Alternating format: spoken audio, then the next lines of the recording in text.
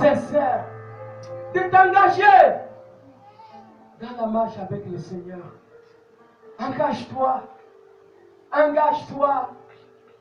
Depuis 17 ans que je me suis engagé dans la marche avec Dieu, je suis là. Ma vie a été toujours sécurisée.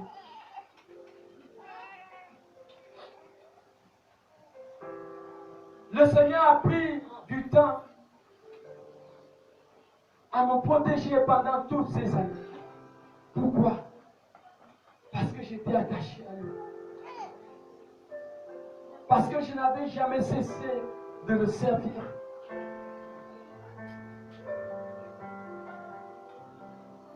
Nous devons être prêts. Nous ne devons pas vivre dans l'ignorance. Si vous ne serez pas venus ce matin, est-ce que vous pouvez imaginer même à ce moment qu'il y a des choses comme ça qui sont déjà quittés du ciel et tombés sur la terre? Non. Si vous ne serez pas venus ce matin, est-ce que vous saurez que la terre est menacée? Mais les scientifiques savent que la terre est menacée. La terre peut disparaître à n'importe quel moment. Des centaines et des centaines d'astéroïdes menacent la terre chaque année. Ne vivons les temps de la fin. Ce n'est pas le temps que tu vas être hors de la présence de Dieu. Ce n'est pas le temps d'être hors de la présence de Dieu. Vous êtes d'accord avec moi que lorsque le Saint-Esprit est venu, Jésus les a dit, ne vous éloignez pas de Jérusalem. Le Saint-Esprit est venu pour descendre dans un lieu. Et Jésus viendra pour trouver ses enfants dans le corps de Christ. Il faut qu'il te trouve connecté au corps. Yes.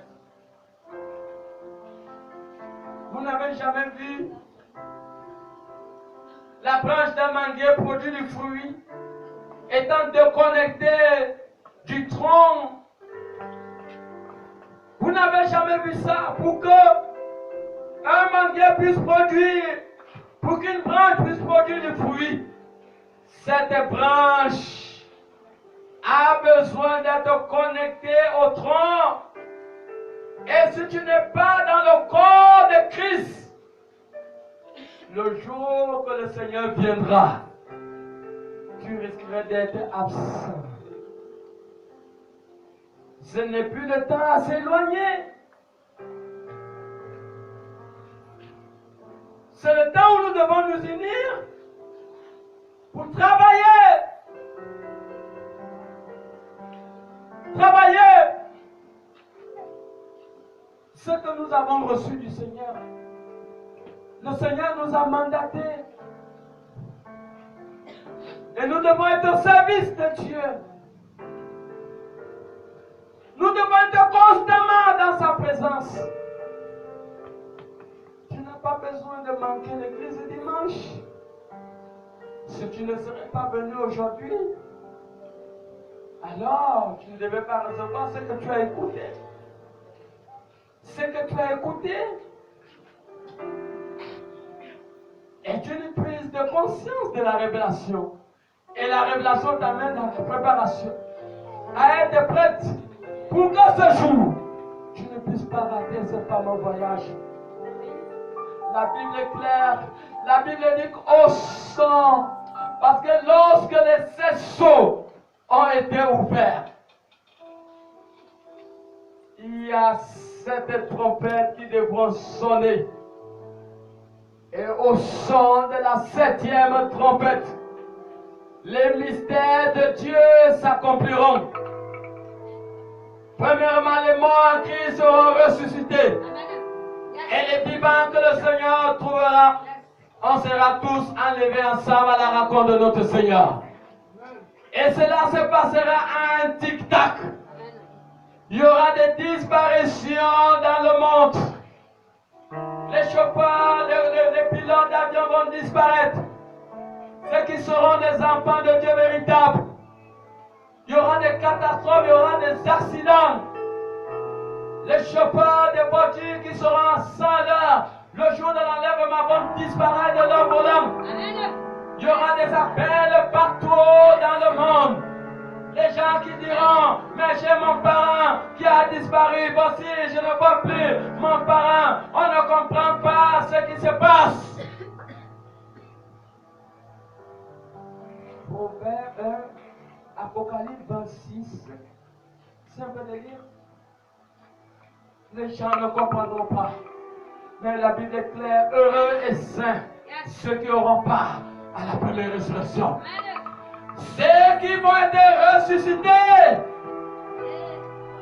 Il dit heureux les morts qui meurent dans le Seigneur. Ceux qui seront ressuscités passeront 1000 ans avec le Seigneur. 1000 ans. 26. Hein?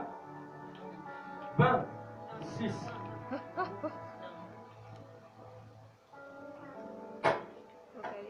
Heureux. J'ai lu la parole de Dieu dans Apocalypse 20, verset 6. Il est écrit: heureux et saints ceux qui ont part à la première résurrection. Heureux et saints ceux qui ont part à la première résurrection. La seconde mort n'a point de pouvoir sur eux. La seconde mort n'aura point de pouvoir sur eux. Mais ils seront sacrificateurs de Dieu. Ils seront sacrificateurs de Dieu. Et de Christ. De Christ. Et ils régneront avec lui pendant 1000 ans. Ils régneront avec lui pendant 1000 ans. Il n'y a pas Apocalypse 14, 13. Ils régneront avec lui pendant 1000 ans. Apocalypse 14, verset 13, il est écrit: et j'entendis dans le ciel. Et j'ai entendu du ciel une voix qui disait: une voix qui disait: écris, heureux dès à présent, les morts qui meurent dans le Seigneur. Les morts qui meurent dans le Seigneur. Oui, Oui, dit l'Esprit, oui, dit l'Esprit, afin qu'ils se reposent afin qu'ils se reposent de leurs de leurs travaux, car leurs œuvres les suivent. car leurs œuvres le suivent. Heureux ceux qui meurent, ne pleurez jamais pour quelqu'un qui est mort dans le Seigneur. Lorsqu'il meurt et qu'il y a le secret, appelez les louanges, tout le monde danse, parce qu'on pleure pour ceux qui sont morts. On ne pleure pas pour les vivants. Est-ce que vous croyez? On ne pleure pas pour les vivants. Et voilà pourquoi Apocalypse 14 très petit. Heureux pour les morts qui meurent dans le Seigneur. Heureux. Apocalypse ne peut pas dire heureux et que vous mettez à pleurer. Alléluia.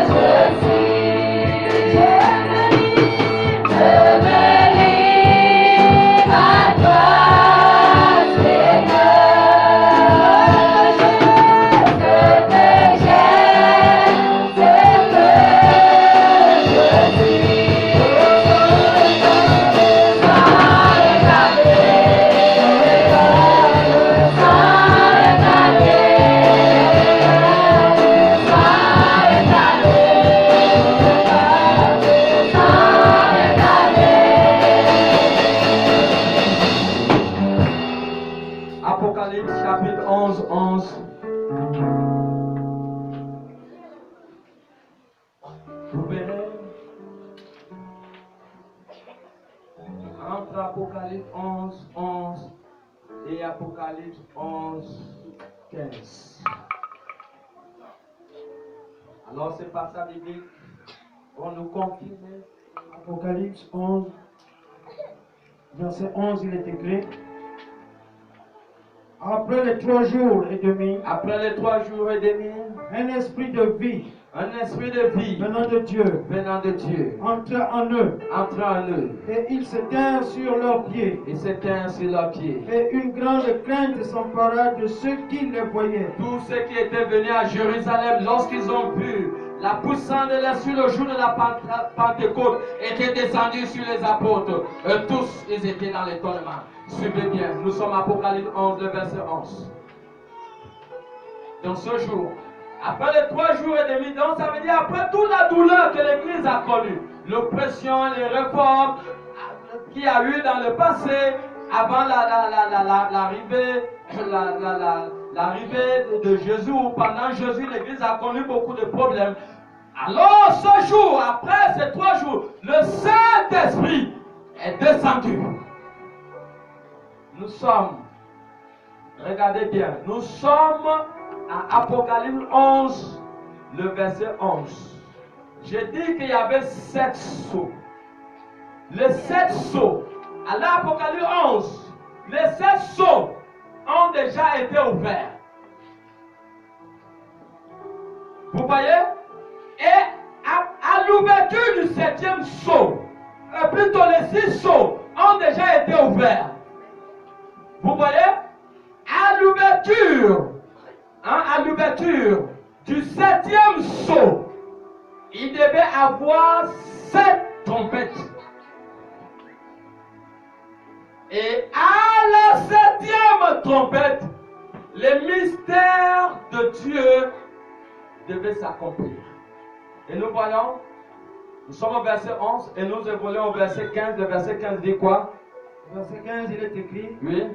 Le 7e ange sonna de la trompette. Le 7e ange sonna la 7e trompette. Et il y eut dans le ciel. Il y eut dans le ciel. De fortes voix qui disaient. De fortes voix qui disaient. Le royaume du monde. Le royaume du monde. Est remis à notre Seigneur. Est remis à notre Seigneur. Et à son Christ. Et à son Christ. Et il régnera au siècle. Il régnera au siècle des siècles.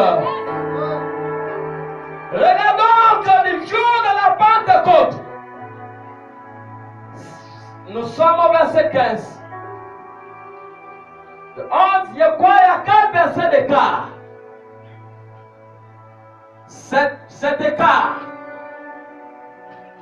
depuis le jour de la Pentecôte, exactement en l'an 33, au 1er siècle, en l'an 33, que le Saint-Esprit est descendu.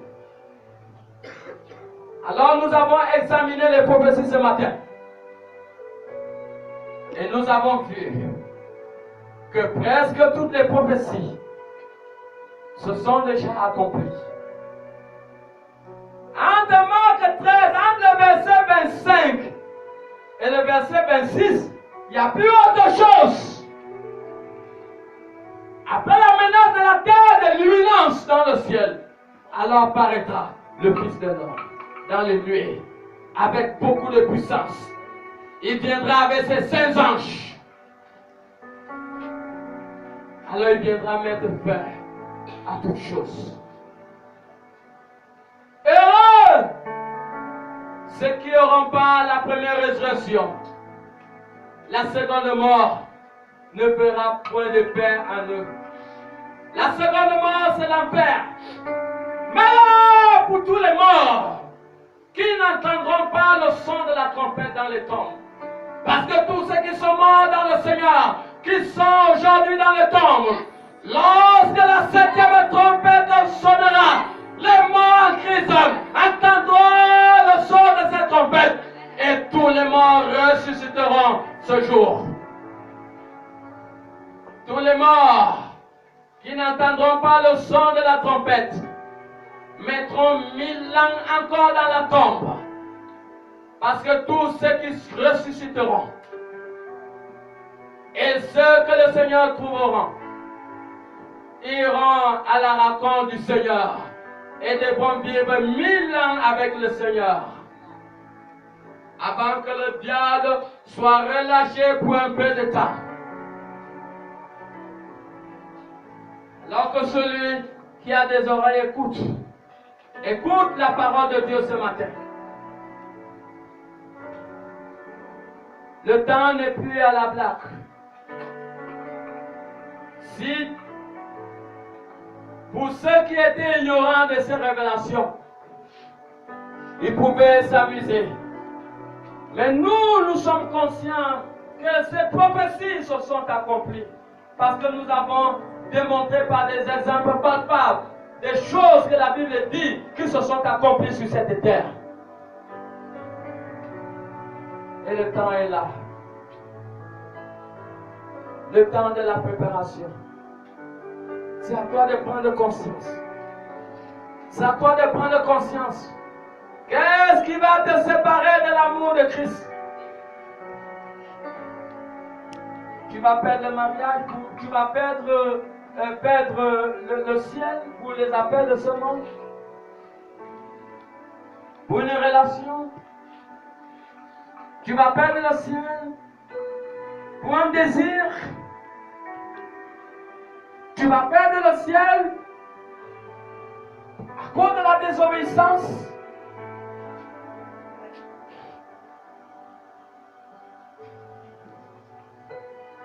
Tu vas perdre le ciel à cause de ta négligence, à cause de manquement de sincérité.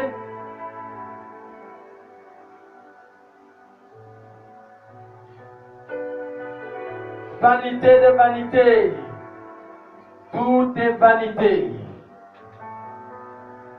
Voici alors le message de l'heure. Voici le message que l'Église doit prêcher. C'est le message que notre Seigneur a laissé. Tu vas perdre le ciel à cause de l'ambiance, à cause d'aller dans les boîtes de nuit.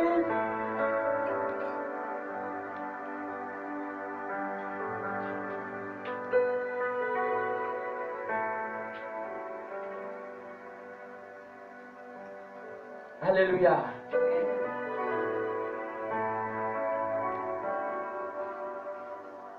Le Seigneur a parlé à quelqu'un ce matin. Il dit, lorsque vous entendrez la voix de Dieu, il dit, n'endurcissez pas votre cœur. Lorsque tu entends la voix de Dieu, n'endurcis pas ton cœur.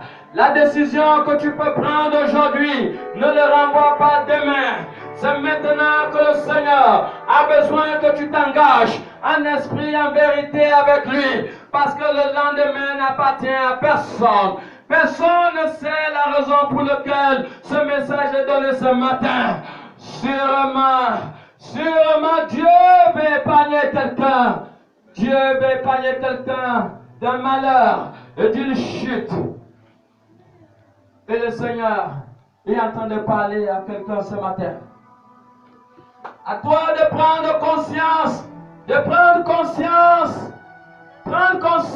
de la vérité. Tu peux t'amuser une fois, tu peux t'amuser 2 fois, mais tu ne dois pas t'amuser toutes les fois, parce que le souffle de vie que tu as, tu n'es pas propriétaire de ce souffle de vie. Et nous connaissons cette parole qui dit, ce monsieur ou cette femme a rendu l'âme. Alors nous comprenons par là que l'âme finit toujours par retourner vers son propriétaire. Et nous devons le comprendre qu'un jour, notre âme sera rendue chez le propriétaire. C'est nous maintenant de prendre conscience de Dieu, en acceptant Jésus, en esprit, en vérité, en t'engageant et comprendre et négliger toutes choses. L'apôtre Paul pouvait dire, ce que je considérais pour un gain, je le prends maintenant comme de la boue. Bien aimé, rien, aucun désir, aucune papa, aucune compagnie, aucune relation ne doit être au-dessus de ta relation avec Dieu. Rien dans ce monde ne doit être au-dessus de ta relation avec Dieu. qu'il a payé un prix amer. Il a payé un prix amer pour toi. Il dit dans Jean 3:7 que Dieu a tellement aimé le monde qu'il a donné son Fils unique afin que quiconque croit à lui ne périsse point, mais qu'il ait la vie éternelle. Qu'il ait la vie éternelle. Jésus a donné sa vie pour toi, mon frère. Jésus a donné sa vie pour toi, ma soeur. Il a payé de sa vie.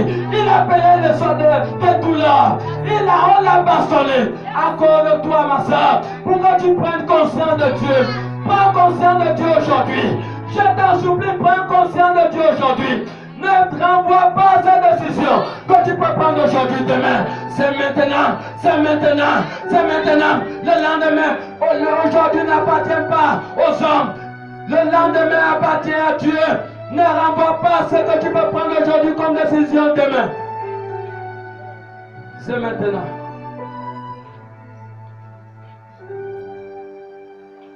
C'est maintenant.